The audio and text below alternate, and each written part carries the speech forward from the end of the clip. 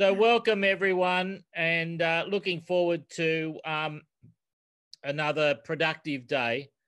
It's been fabulous so far, and we'll be culminating the 4 days today. Hi Loretta, good to see you too. Hello. Hey, okay, so today we're going to start off the program. I'll just get the program up first, and then we'll switch back because we want to hear from Polius. So I will share my screen.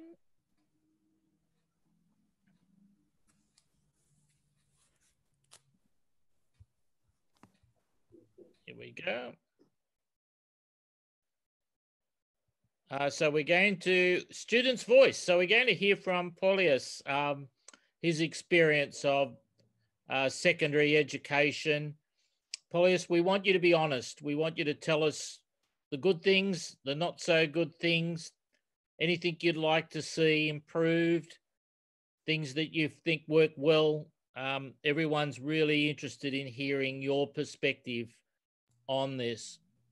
We're going to talk after that about assessment and linking formative assessment, in other words, the kinds of assessment, how teachers judge how students are performing during the year, with summative assessment, those points in time when you either do examinations or some other mechanism and you determine how a student has gone overall. How do you align? How do you get those two to talk to each other? And we're going to talk about consistency of teachers' judgments and moderation. So if teachers we're asking teachers to make judgments about the performance of students, you'd want to be confident that a teacher in one school would make the same judgment as a teacher in another school about a similar piece of work by a student. There are some strategies and processes you can use to make that more likely the case. And moderation means how do you adjust teachers' judgments to make sure that there's no bias, it's fair. And then we're going to finish the day with some reflections on the 4 days that we've had, looking at principles and priorities. I won't tell you exactly what the task is, but we're going to try and bring everything together there. So, student's voice, I'm going to ask Polius to speak now. Polius, we've given you 30 minutes.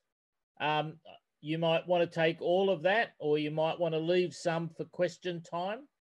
It's up to you, but you've got 30 minutes and it's all over to you. Okay. Hello, everyone. Thank you for very much. I've got a question. Would it be possible for me to share my screen since I've got slides? Is that okay, Irina? Yes, Egle, are you here, Glute? Co-hostą padarysim. Nebūtina. Galima dalintis ir be co-hosto. Okay. Let me try then.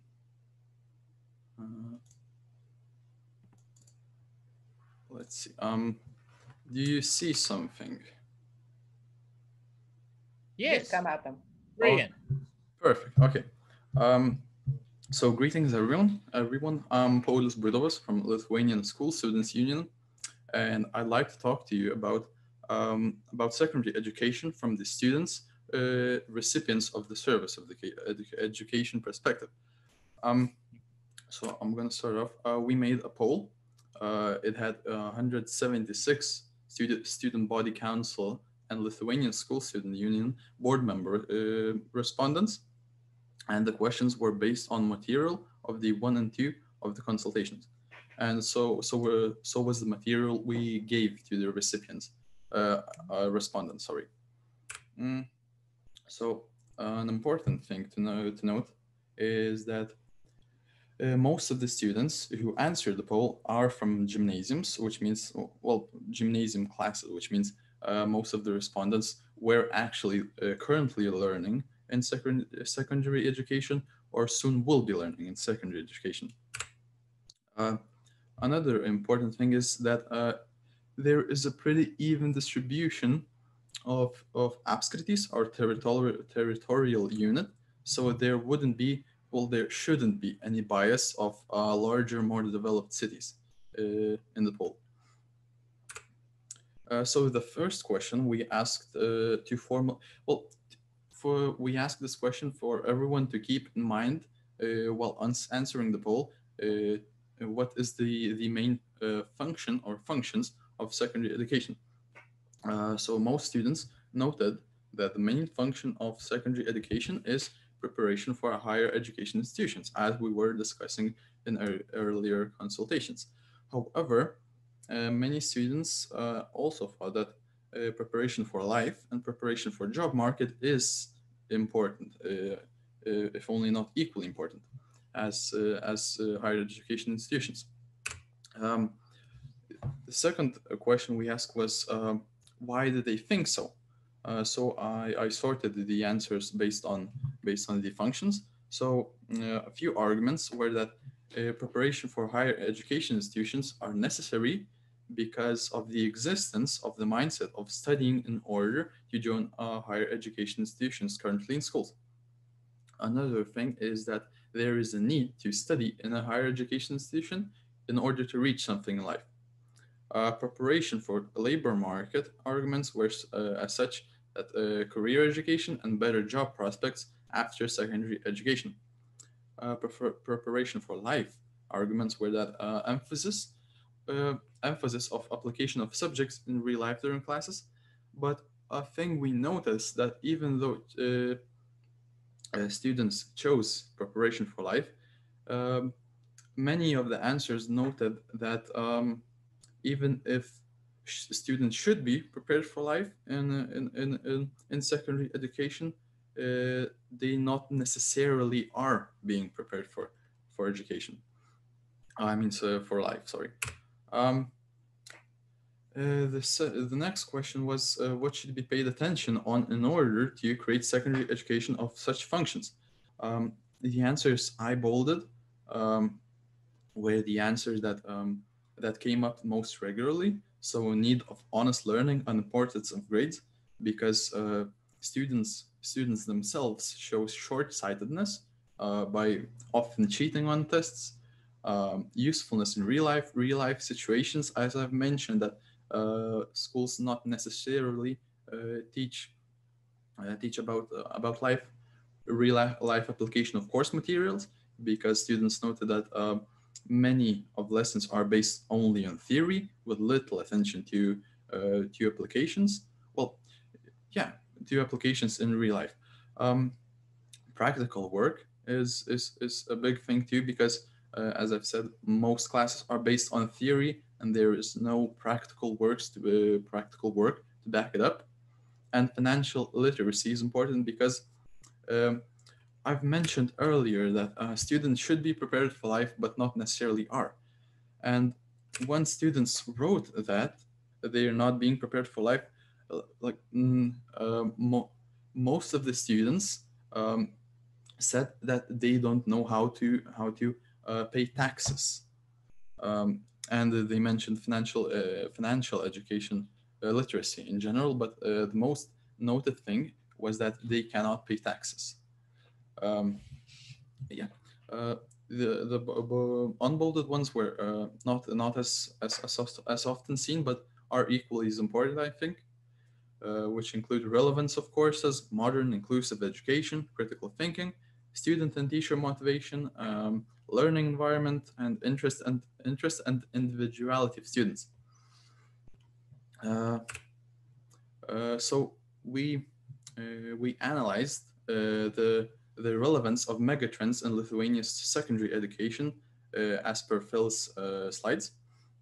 So we included equity versus market forces, student agency choice versus national interest, relevance, deep learning, differentiation, multiple pathways, retention, blended courses and credentialing. So let's start off one by one. So the more important thing, equity or market forces for Lithuanian students, is market forces by far. And I'm gonna explain. I'll try to explain why they made such choices later on. So just let me let me try. Okay. Thank you. Another thing is that student choice, student agency was by far more important than national interest. Relevance was very important to students, and which aspects of relevance were most important were that the practical use of theory, as I've said, relevance in terms of future career interests, and clear and specific purpose of courses. I can say that I cannot stress practical use of theory enough in terms of this question, because almost every single answer involving these the aspects mention the practical use of theory. And another thing, deep learning. Not as many think that deep learning is important, but 80% is a majority. So a majority of students think that. And the aspects of deep learning which are most important are fewer subject areas in an individual student's program, smaller classes, smaller scope of classes.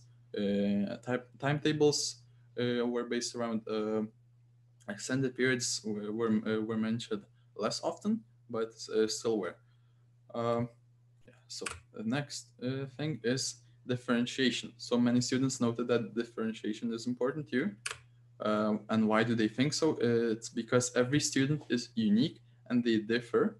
Well, skills differ. Environment is of equally interested in skilled students, where in different, well, when they differentiate, when they are differentiated, the environment is a big deal. And some students are just interested to broaden their general knowledge. Okay. Next thing is, are multiple pathways important to you? As I've said, majority of students also noted that it is important. Retention faces a pretty big opposition with 36%, and I've noted down the arguments for and against retention. So argument against retention were that no student should be made to stay in school against his wishes. While arguments for are that students age 16 and 17 oftentimes leave school without understanding the consequences of such actions, and the recognition that there is a direct correlation between certification qualifications and individual national well-being, as you've noted in your slides, Phil. Another thing is, are blended academic and vocational courses important to you? Also faced a big opposition of 25%, well, relatively big. Micro-credentialing is important to you for students, and recognition of informal recognition of informal education is important also.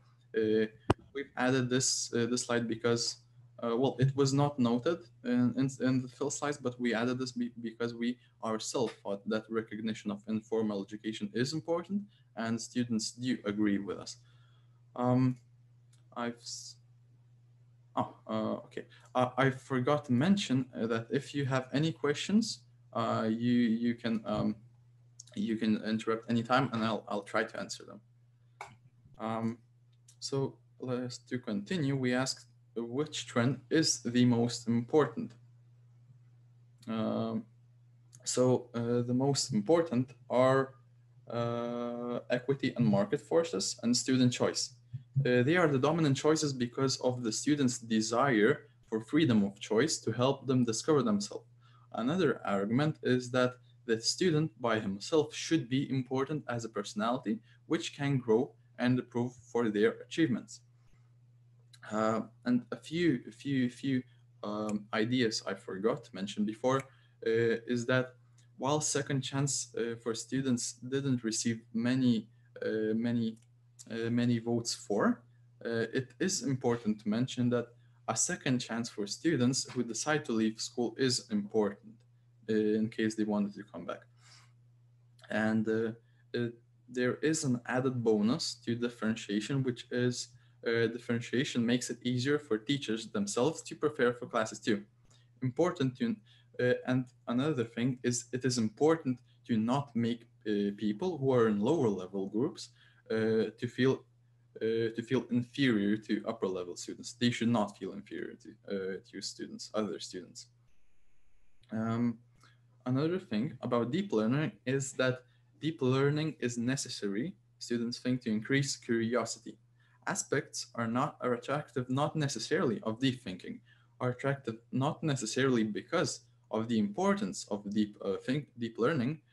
Well, it is important nonetheless, but the aspects are attractive because they reduce stress of students by making this the scope smaller, the amount of courses smaller, and so on. They reduce stress, which is important for students. Okay, coming back to our presentation.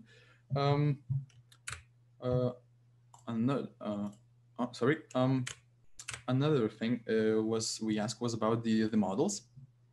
So such answers are okay. Sorry.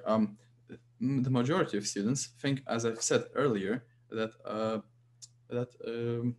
the freedom of choice is important for them, and the privalomų dalykų branduolys plus laisvai pasirinkimo dalykai.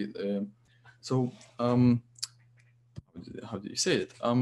So core, Pauliau, it's core and free choice. Yes, core and freely selected. Core and free choice. Yeah. Core and freely choosable courses were given most marks by students because of the idea of freedom of choice. While other models didn't receive as much palaikymo. I'm sorry, I don't know how Support. Yes, thank you very much. While other models didn't receive as much support as the last one. So we asked another question about the models, but the second question was about where the third class is like the start of how do you say it? Well, the first 11th class grade was like an introductory grade, and the 12th is like the finishing grade. So while it did receive support, it didn't really receive as much support as the first model I've mentioned.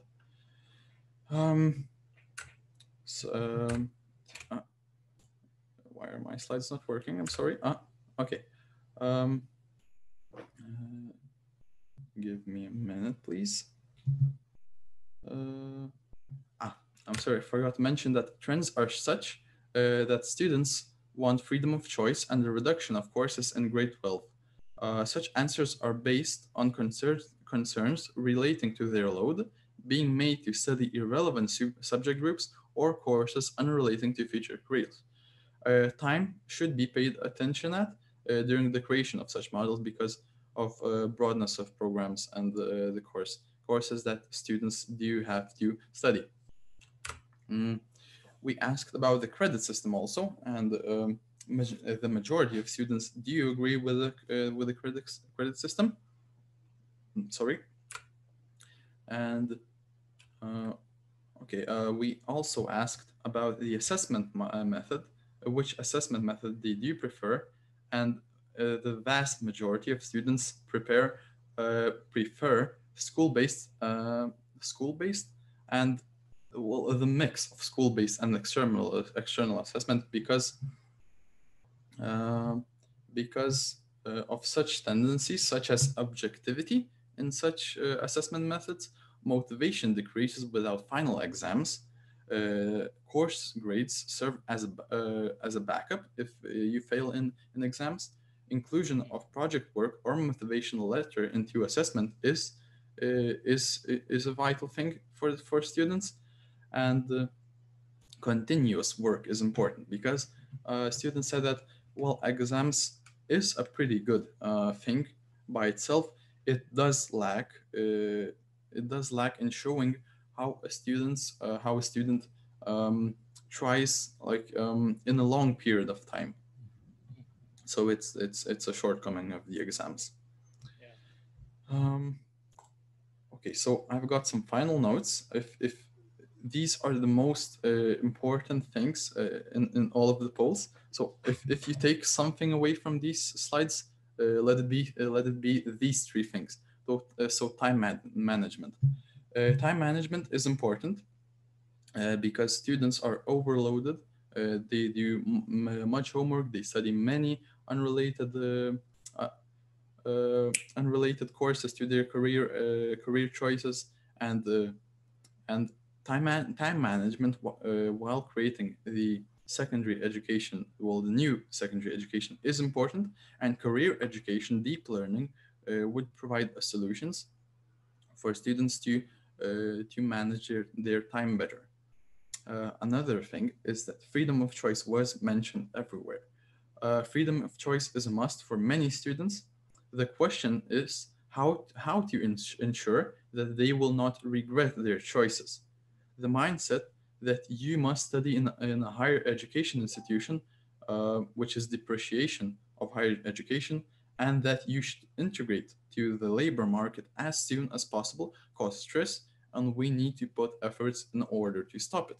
Once again, career education would help a lot. And practical work. Practical use of theory should be implemented more often. Students notice that the broadness of courses combined with little amount of time allotted for each topic leads to forgetfulness of material. On an unrelated note, I wanted to tell you about the materialistic outlook of students. Analyzing the poll's answers, I noticed that the salary, the career of students, salary, I want to make a point about salary, that the students mentioned salary much more than they mentioned happiness in schools. Happiness was mentioned like twice or thrice, that students should be happy in school. Many more students mentioned how they want a better pay, and school should help with that. Okay, so I think I've finished my presentation. Wow. So I'll open the chat, and if anyone has any questions, I'll try to answer them. Thank you. Yeah. And for the end, I'm sorry. Yeah. Thank you. That was brilliant, Paulius. Really brilliant. Congratulations on not only how well you synthesized what was addressed over the 2 days, that you used all that information. So firstly, congratulations on how you synthesized and analyzed it, but then how you collected the data and assessed, analyzed that. That is brilliant. And your presentation was superb, absolutely superb. Firstly, can I just ask our participants if we can give a round of applause for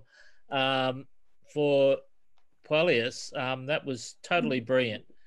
And if you could go off sharing, and if we can just see our audience so we can see if there are any questions in the chat for you, or people might want to ask them verbally.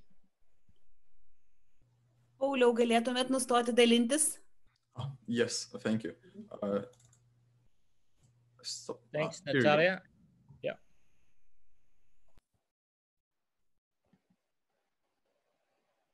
So any questions? Irina, of course. Yeah, of course, Irina. Yeah, I am delighted. I'm really delighted You see, people, how agentic our students are in Lithuania. Yeah. It should be noted that we didn't ask Paulius to conduct a survey. It was their own initiative to conduct this survey and to ask people, to ask students these questions that we are discussing. So thank you very much, Paulius. It's really impressive. Thank you. Yeah, thanks for using your agency there, Paulius. Paulius, can I ask you a question? Yeah, sure. I'm interested in knowing, so you're part of a union, is that right? Student union? Yeah. I work as staff of the union. Okay. And so you've completed school yourself? No, I'm currently in 12th grade. You're in the 12th grade. Okay. And so, yes, you drew on students from different grades, I gather. So, and what I didn't quite realize or appreciate, you were with us for the first 2 days. Is that right? You've been with us? Yeah. Okay. So that's tremendous how well you've analyzed this. Some very clear messages there. And I think what's very important for the participants, and now we've got almost 60 participants that heard you present there. Really, your comments align with a number of people that have made comments about the kind of curriculum reform they would like. It shows that you're not trying to be radical. What you simply want is an education that has relevance, and it actually enables the work that you do through those 2 years to be recognized, just not at the end with an exam, but it's recognized throughout. And that I thought your last point was very interesting about salary and happiness. The students are pragmatic enough to realize that it's not all about just enjoying yourself those last 2 years. That actually they're important transition years to later work or study, whatever pathway you take. And you've captured that nicely. Have we got any questions? Yes, I have a question. Paulo, in your slide, you've mentioned the importance of preparation for life for students as one of the principles. Can you expand on that? What is meant behind preparation for life? What does it mean for a student to be prepared for life? What do you mean? Can you exemplify? Yeah, as I said, many students who noted that one of the function, well, the most important function is for school to prepare for life was exemplified by the students themselves in financial literacy. As I've said, almost every student who mentioned that school does not prepare for life mentioned that they do not know how to pay taxes. So, which is one example. Other financial things were mentioned also. So I think the financial literacy aspect of preparing for life is an important one. Yeah, this is an interesting point, you know.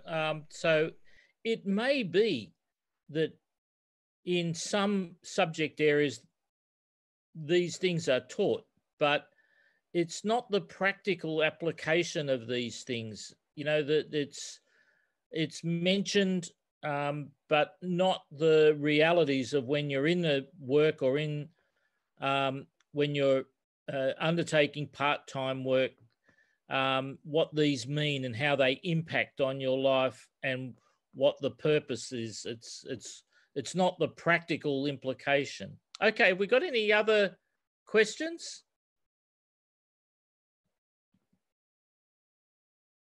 Or comments? The chat is full of comments. Yeah, I think they love you, Paulius. I think you've got a lot of fans out there. Maybe can I ask maybe a question about subject? What subject prefer Paulius as core? I mean, kokie pagrindiniai dalykai galėtų būti kaip privalomi viduriniai?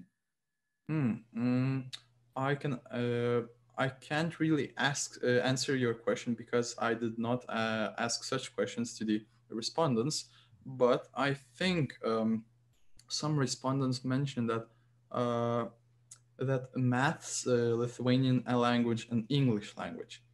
I think, yeah, that is my limited answer. Okay. Okay, so what we're going to move to now,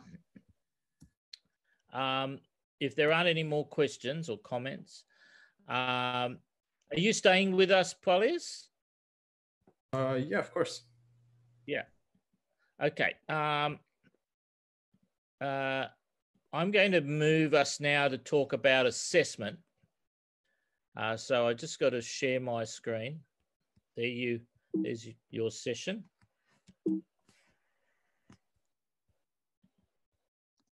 Okay, so we're going to be talking about the alignment between formative assessment and summative assessment. So I'll be talking about the purpose, and we know that formative assessment, that is the kind of ways teachers assess a student's work every day, during the day, it has two purposes. One is for learning. So, you know, I would assess a student's work to find out if they've understood or not understood something. And then I assist them at that point. So in other words, it's for me to find out what they're learning and what they haven't learned, and to make sure that that I can give them help, support. And so it's an ongoing thing. You know, as I teach, I move around the classroom, I'm looking at what students are doing, I'm asking questions, I'm marking their work, they give me their books, I take them away, I look at them. So I'm constantly identifying which students are understanding and able to do certain things, and others that are not. The other side of formative assessment is at points in time, I'm looking to make a judgment out of my class group of their learning overall. So are they achieving? Are there things that clearly I need to reteach to ensure that there may be groups of students I need to bring together to make sure that they understand? So I'm using it as an ongoing basis throughout the day, the school day, and throughout the year. Summative assessment is really of achievement at a point in time. Usually it's at the end of a major period of time. Might be at the end of a semester or the end of the year. And of course, for grade, for the secondary education, it will be at the end of, there's a big one, what we call high stakes, because it's the final exam that where the marks score make a big difference. That's a summative assessment at the end of the year 12. So if we want to just talk about formative assessment, classroom activities, day-to-day tasks to determine how students are going, what we call little teachable moments. This child doesn't understand this, so I give them a quick little lesson, explain it to them as I move around the classroom. Of learning means I give them particular performance tasks. So today I want you to all to construct an essay about this novel that we've all been studying. I want you to address these questions. So in other words, at this point in time, I want to see what each of you are able to write about and demonstrate what you have learnt and your opinions and your judgments. So that could be through projects. I'm going to give you a project. So it could be take you several weeks to come back with your finished project on something. And you might have it in some sort of portfolio to show me, or a PowerPoint presentation. It could be in a performance. So for example, in dance or in drama, I want you to construct a play and to perform with a partner, the performance. Or in music, I want you to play these 3 pieces of music, and I will assess your performance. It could be as an essay. I want you to write about these novels, or we have just been learning about history of the First World War. I want you to write an essay outlining what you identify as the 3 main causes of World War I. So the student has to bring together all that they've learnt. Products. So in some subjects, you make things. That could be in the arts. It might be a sculpture or a painting. If it's a technology and design, it could be a model of something you've designed and created. Or it could be a test. So the teacher sets the test, or the school sets the test. In other words, all classes taking that course in the school do that test. Or it might be a commercial one that the school buys. Or of course, the government might provide some tests that can be used by the class at different points in time about particular topics. So there's all the formative assessment. No doubt there are other strategies you can use, but they're typically the ones you use during the year. So when Paulius was in grade 11, he may have had to do some of these during the year, and the teacher marked them and kept a record of his performance throughout the year.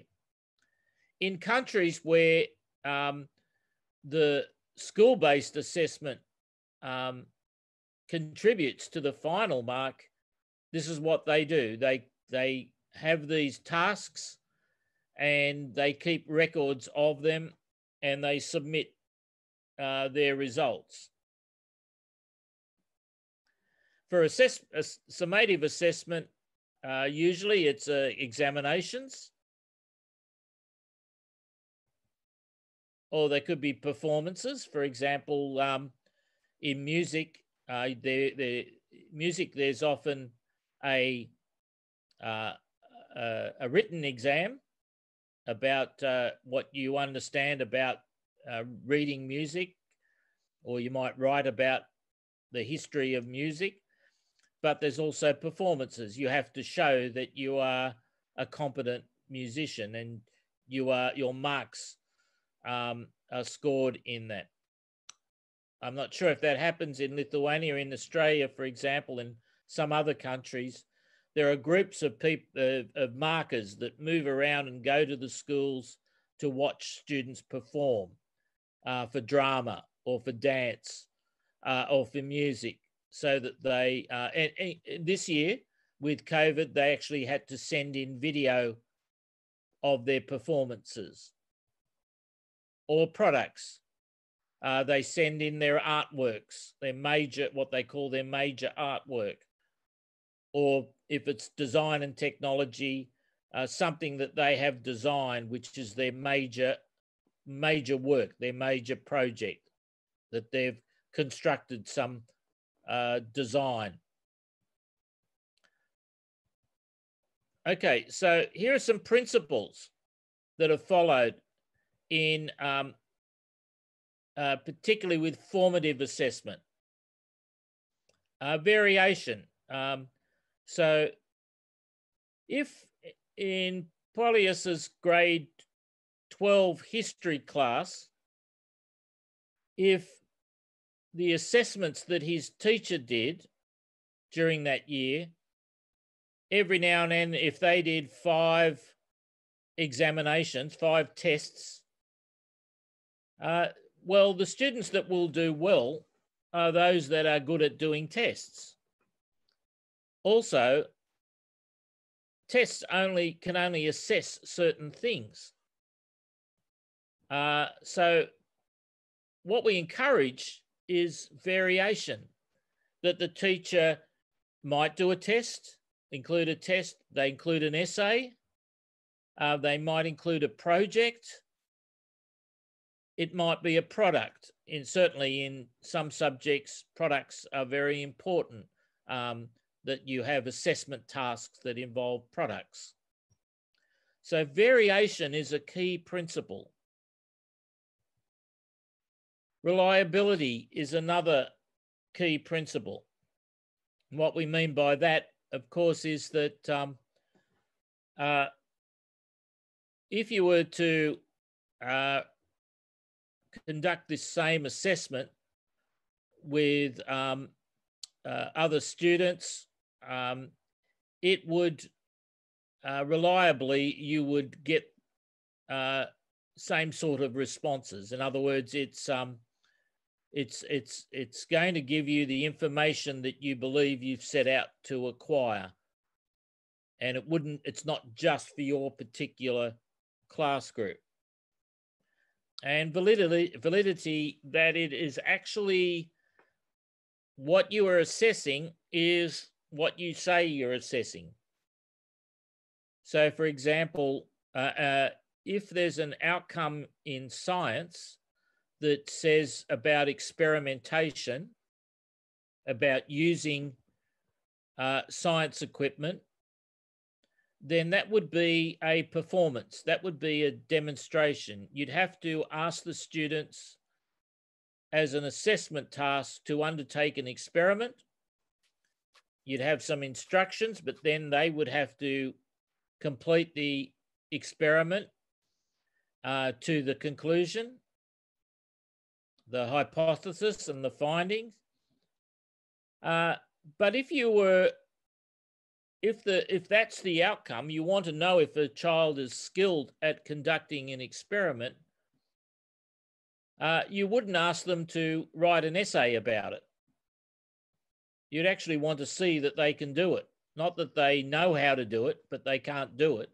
You'd want them to actually, so it's actually assessing what the outcome is that you're trying to assess. So it's got to be valid. And it's explicit and transparent. When you're in grade 11 and 12 and the teacher says, I'm going to give you an assessment task now, and this is going to contribute how I mark this, how I determine how you're performed, each of you, is going to contribute to your overall results, then any student would want to know, okay, so what is it you're expecting of me? What do I have to do to achieve the marks? So there has to be the criteria. And of course, the teachers have to have the rubrics, the marking scale, to identify what you have to do to score well in that assessment task. So let's say it's an artwork, and we want you to do a sculpture, and the sculpture has to involve two different, it involves two different products. One, a found object, and the other, something you construct. So a made object with a found object. And you'll get marks on meeting that criteria, firstly. Secondly, the aesthetic qualities of the two objects. What is the impression you're trying to give by combining these two objects? What is the message you're trying to give? What are you trying to leave the viewer with? So you'll be very clear about what you will be marked on. Fairness relates to not being biased. Effectively, that when you're marking, you mark not as you know, that there are certain students that you think you like more, or that you feel you want to give them greater support. You have to be objective and make sure that you are fair in the results. And finally, this is about learning, not effort. So sorry to keep using you, Paulius, but you're here, so you're a good target for me. So Paulius does a sculpture, and he tries hard. You know, he finds a wheelbarrow, and he puts he makes a clay object and puts it in the middle of the wheelbarrow, and he works very hard. Gives a lot of time and effort, and he's a nice boy. And when I ask him why he combined these two, he doesn't really know. He just found the wheelbarrow and then saw, oh, that will do. And then he had some clay at home, and he just rolled it up into a ball and put it in the middle of the wheelbarrow. If the teacher thinks, well, he tried hard, he put in a lot of effort, a lot of time, I'm going to give him marks for that. That's not what we want. You can recognize effort in another way in a school, but what you're actually looking at comparatively to other students and to the criteria, has he met the brief? Has he done what you were asked to do? And has he presented an object that has aesthetic qualities, a message to engage the viewer? Okay, so the implications. Teachers need to be trained to make sure they're not just setting tests all the time. One of the, in my years as an inspector, what I found is teachers didn't vary their assessments. They just became used to giving too often tests, or they would mark bookwork, the bookwork, you know, how neat the bookwork was, or something like that. That really has nothing to do with the learning objectives of the subject. You've got to make sure you vary the assessment tasks so that you are recognizing the different outcomes, learning objectives of the subject. So teachers need some training in this, and someone needs to monitor that they're not just giving tests. So if formative assessment is going to be used as part of, you saw Paulius's scores there, I think 47% of the students like the idea of school-based assessment and summative examinations, well, it means all these principles have to be followed by the teachers when they're making those school-based assessments. They have to be varied. They have to be reliable assessment tasks. They have to be valid to actually assess what you're saying you're assessing. It has to be clear to the student that for this particular activity we're doing, I'm actually going to score you, and this is going to contribute to your final mark. So they need to know. And in doing that, this is what I'm going to expect. This is how you get the higher marks, by being able to do this and this. They have to be fair and not biased towards students they like or they care about.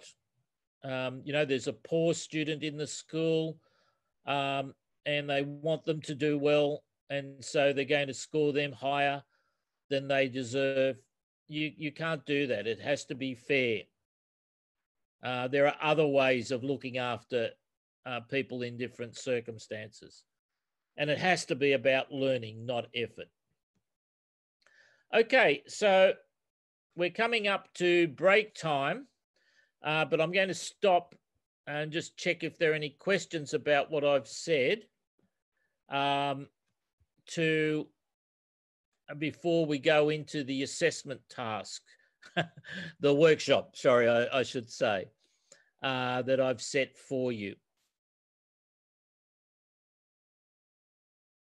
So any questions or things you want clarified?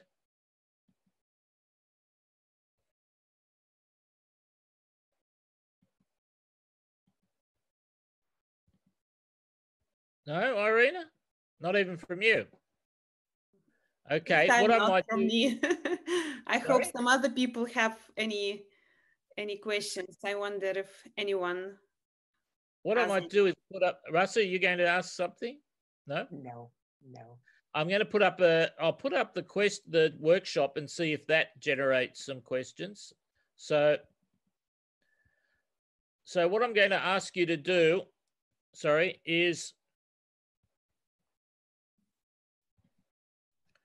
what is your response to the perspective and views raised by our student? So we haven't forgotten you, Paulius. We want the people in the workshop to talk about what you said.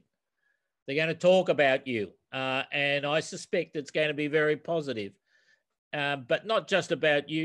You're reporting on what students said. So you're simply communicating to us what the students feel from your survey data. Secondly, what do you see as the key issues for Lithuania in aligning formative and summative assessment? And what do you see as the key steps that need to be taken to support teachers' understanding and skills in formative assessment?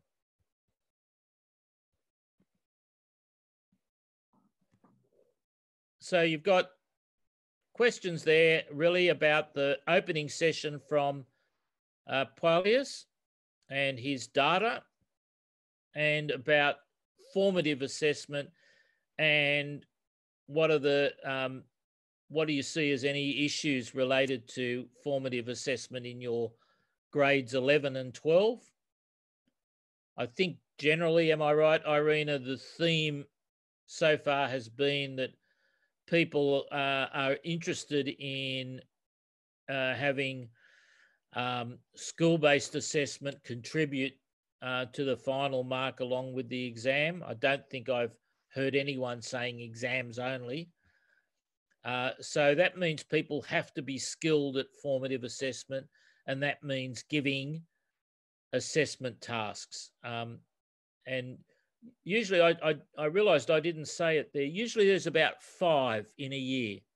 So if I'm the history teacher in grade 11, I will work out 5 major assessment tasks during the year. And if I'm the history teacher, I will tell the teachers, students at the beginning, in April, we're going to do an essay on this. That's the first assessment task. In June, oh, sorry, no, I've got your, sorry, I'm thinking of Australian school years. So your school year starts in August, am I right, or September? September. Okay, so in November, you know, we'll give your first task will be an essay. In February, I'll be giving you a test on certain aspects of the history course that we've followed at that point. In March, I'm going to give you a project, a history project, where you have to identify a character from Lithuanian history or World War II history, World War I history, and you have to identify their strengths and weaknesses as a significant character. So in other words, you're letting students know that this is what we're going to do at which points in time. And of course, when you come to those, they're prepared. They know what they're going to be assessed on. We've got a question from Egle. What is the relation between formative assessment and external assessment evaluation? None, other than the key to formative assessment that contributes as school-based assessment is you're able to assess those things that an examination can't test. So in other words, practical application, your ability to undertake a task that involves, you know, a length of time, something you can't do in a short examination. So the relation is external assessments evaluation are usually summative, end of course, whereas formative are done during the grade, during the year, at points in time. Is that okay, Ekla? Is that... Yes, yeah? So I have one more then question. Can sure. External assessment or evaluation results, can they be used for formative purposes? Yes, but usually they're used, for example, let's say there's an examination that is organized by an assessment company that assesses, let's use history again. It might assess certain things about a topic. So in other words, if it's an external exam, usually not every school is doing it. They're just purchasing a product, a commercial product. The external exams tend to be given at the end of the grade, and usually grade 12, not grade 11. All right, so am I making sense there? Yes, but I also thinking about some external assessment and evaluation, for example, in lower grades, or let's say if it could be in 11th grade. So maybe we can use some information from that. Are we talking about external assessment? So we think only about the exams and nothing else, because in countries there are systems where more than one final exam exists. Yes, that's true. In other words, you could do an external assessment at the end of grade 11, and that could give you some information to help with the organisation of grade 12, and it could also contribute. So that is possible to have that as contributing to the final mark. That's true. You don't have to have just one exam at the end. Yes. Agla, yes, do you have any more questions? No? Okay. I just, based on what you were talking before about history, five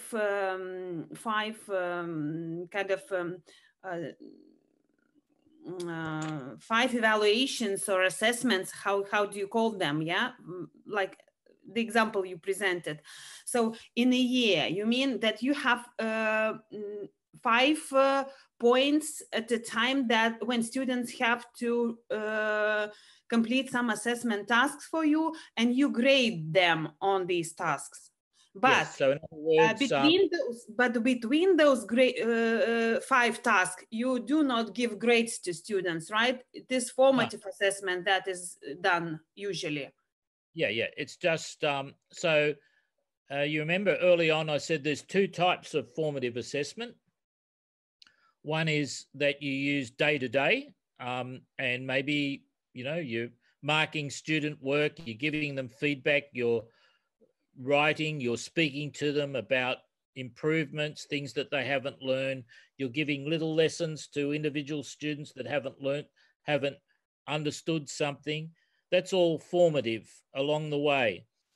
But another form of formative assessment is at a point in time, you would have already covered some of the content, not all of the content. So you're not trying to cover everything because you haven't taught everything. So at a point in time, you're going to do an assessment task, and that's going to give you some information in 2 ways. One, it tells you which students are performing well, particularly with that content. It also tells you which students aren't, and so that helps you in looking to support them, in your teaching as well. So in other words, it's got a formative, supportive role, but it's also contributing as part of school-based assessment to the final mark. Yeah? Yeah, we call it kind of accumulation Yeah. of different assessment during the school year that makes final score at the end of the year, something like that. Usually there's about 5 tasks, and remember early on I said variation, so it's not fair to give 5 tests as your assessment tasks. Because you're really only assessing just a narrow set of knowledge from the curriculum. It's really important to give projects and skill essays, and of course in some subjects you really want students to perform, and you want them to demonstrate what they're doing. And if we think of Puelius's comments from students, practical, you want them to show how practical how they've learnt in a practical way. So that means in terms of teacher development, they have to learn how to make assessment tasks. Most teachers know how to set a test, but they don't necessarily know how to set assessment tasks, set rubrics, how they would score particular things, and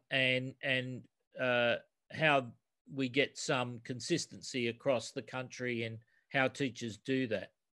But it's important if you're going to have a school-based assessment model. Okay, 50, a few more to come, and we're there. Yeah. Okay, Irina, will we start? From me? From our group? I think we start with group number 2 today. Okay. Now. So who was that? I am group number 2, yeah. And so I start to share my screen if you... Yeah, thank you. If I can.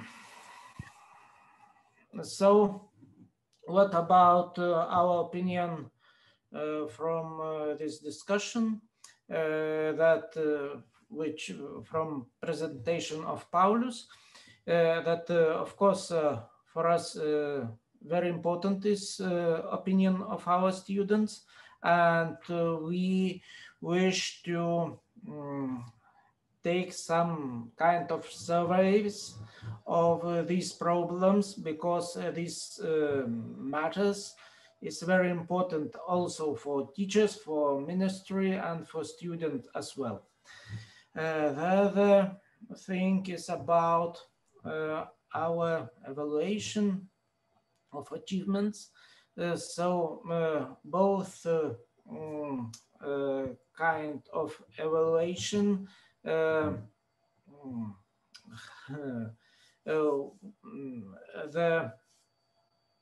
thing what they want to reach is different. So we can say that those forms of evaluation is very closely connected with themselves, and also with other kind of evaluations. That's the answer of to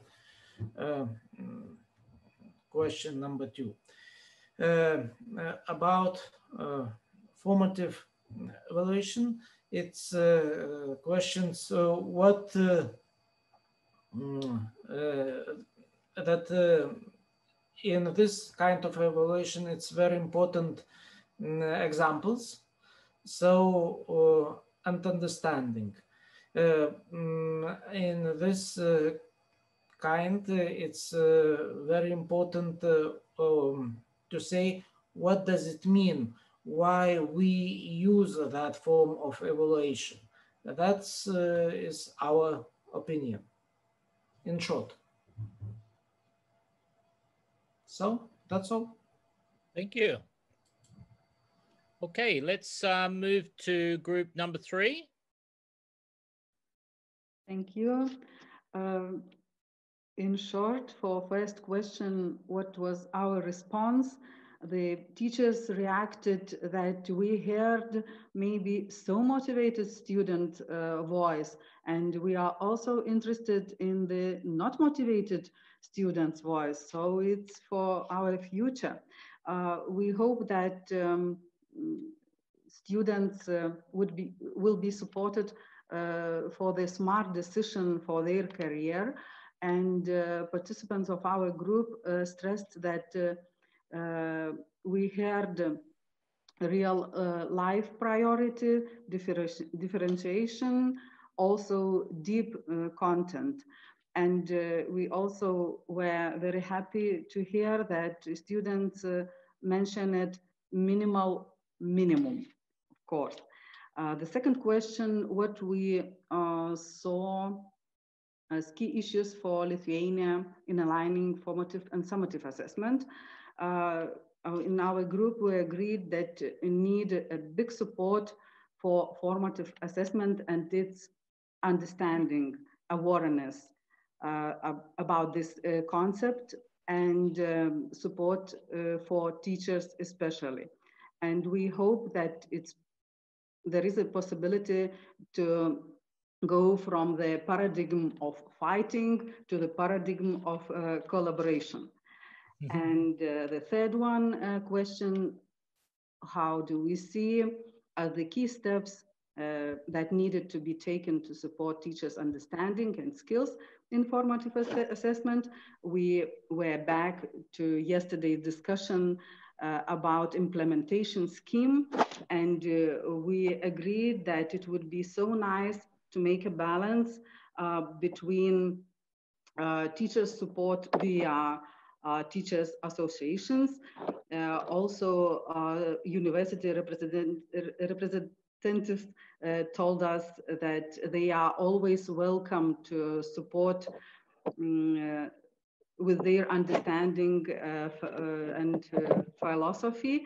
And we hope that this collaboration will help understand parents' needs and expectations, and to help to find out the better way and understanding of our students. Thank you. Very nice. Thank you. Thank you, Loretta. So we're up to number 4, group 4. Hello, everyone. Hi, Rima. I'm from group number 4. And at the beginning, following Paulius' presentation, one thought came to my mind, a star is born. And many compliments for this union's initiative. And I had the privilege, Paulius was in our group 2 days, the first 2 days of this consultation. And I had very, very clear arguments, very strict opinion, it was proved not emotional. And I am happy that students had a chance to express their voice here for us to hear it or not. Coming to the second question, that raised quite a lot of discussions, and we had very interesting ideas how to cope with it. And it came from teachers, practitioners, and school leaders, practitioners, that first of all, we should reduce the number of students in the classroom, and we should reduce the required lessons for teachers to give them space in time to cope better with evaluation, to leave them more time for evaluation. It came to time management. And the other thought was that we should provide our teachers with more tools for evaluation. That would help them. And the example was here that, for example, for English classes, we have a small number of students in the group, and our final results, our final exams show that it has a positive effect because we have a lot of 100 evaluation points for this exam. So these ideas.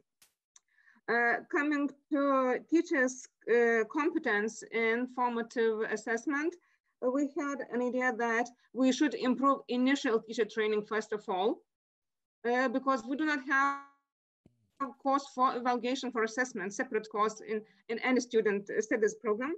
And we should work with continuous professional development, because even students now are talking that it's a kind of luck which evaluator will receive your work to evaluate. It means that even at final exams with such strict rules, we do not have a common understanding how the work should be evaluated. So we should work on it quite strongly, quite hard. Thank you. Great, thank you. Yeah, really important points there about pre-service, teacher education. How much do they learn about assessment? Is it simply about teaching and the subject matter, but not necessarily about assessment strategies? What are the assessment tools and the strategies you need? Some very good points there. Thank you, Rima. So we're up to, let me think, number 5, am I right? Or 6? Thank you, Natalia. Is 5, is it? No, 6. 5 grupė. Yeah. Pirmuoju klausimu mūsų grupės nariai tikrai labai džiaugiasi Pauliaus pristatymu ir priima ją kaip vertingas ir drąsias įžvalgas, tuo džiaugiamės. Truputėlį dar norėtųsi, aišku, tyrimų, kai jau mokiniai būna po kokių 5-7 metų baigimo. Kodėl apie tai kalbam? Todėl, kad jų pasakymas apie finansinį raštingumą mums truputį irgi sukėlė abejonių. Ir kitas aspektas šiuo klausimu, norėtume atkreipti dėmesį, kad neformaliuoju būdu įgytų kompetencijų užskaitimas formaliajame ūkdyme būtų labai svarbus. Egle? So we were very happy to hear all this presentation, and it was very insightful, and thank you for brave insights from the students. And what we also find that maybe in addition to that, we would like to hear a voice of students who already study after the end of the education. And especially because when we hear about this financial literacy, we understand that it is very practical thoughts. But when we are talking about preparation for life, maybe also that group of students who are already in higher education or other institutions could tell us about this, what is important also, not only financial, maybe financial literacy, when we are talking about what is the preparation for life. So a bit broader conception of all this. Also, also it was very useful insight that we have to take in mind this recognition of competences which are required in a non-formal way from students. So that is what we are taking from the first question. Iššūkiai Lietuvoje dėl formuojamojo ir apibendrinamojo vertinimo dermės. Tikrai turim pripažinti, mažai turime tyrimų, nelabai vieningai suvokiame šitų abiejų sąvokų prasmės, todėl siūlome dažniau ir nuosekliau apie tai kalbėtis. Dar buvo grupėje paminėta, kad galbūt reikėtų ir bendrų kriterijų vertinimui, tiek tas, kuris vyksta ugdymo procese, tiek kurie yra prašyti egzaminų programuose, ir dėl kriterijų kalbėtis su visais ugdymo proceso dalyviais, su tėvais, vaikais, mokytojais ir vadovais. Concerning the second question, we feel that there is maybe a little bit lack of research on this question, because we talk about this formative and summative assessment, but there is a lack of clarity of these concepts. Nevertheless, we have some research already done, but still we think that we need some clarification. And maybe we are not, yes, we have different meanings, maybe different of, we all have maybe a little bit of different meanings of this. So that's why we also need some clear and the same, we have to talk about the same criteria when we are talking about evaluation at school and external evaluation, or some criteria for exams. There have to be a consistency. And the other point is communication. We have clearly communicate. This is very crucial between students, teachers, and parents, and also school principals, and etc. So that everything could be clear for all of us. Ačiū. Stiprinant mokytojų supratimą apie formuojamąjį vertinimą ir strategijas taikant formuojamąjį vertinimą, mes įskirtume į dvi grupės. Tai kai mokytojai yra rengiami, tai yra aukštosiose mokyklose, ir dabar dirbančius mokytojus mokykloje. Tai tikrai reikėtų, pasigendame stiprios didaktikos ir stipraus modulio apie vertinimą aukštosiose mokyklose rengiant mokytojus. O dabar dirbančius mokyklose mokytojus, tai turime teikti pagalbą per kompetencijų tobulinimo programas, per praktinę veiklą ir jiems padėti. Turime pasidžiaugti, kad galime pasimokyti iš tarptautinio bakalaureato programos, kurie turi ir programinę įrangą, formuojamo vertinimo kaip įrankį, kaip pagalbą vertinti. Ir pati vertinimo teorija turėtų būti stiprinama mūsų šalyje. Ačiū. So talking about the teachers, so there are two ways, two two important aspects. It's initial teacher training at universities and then continuous teacher development. We really think that we really need quite strong assessment theory at university and research. So because we think that, and courses from a scientific perspective on assessment, because we think that it is lacking a lot. A lot of it is based more on practical things. And of course, continuous teacher development is also very, very important later and as continuous in this field, in assessment field.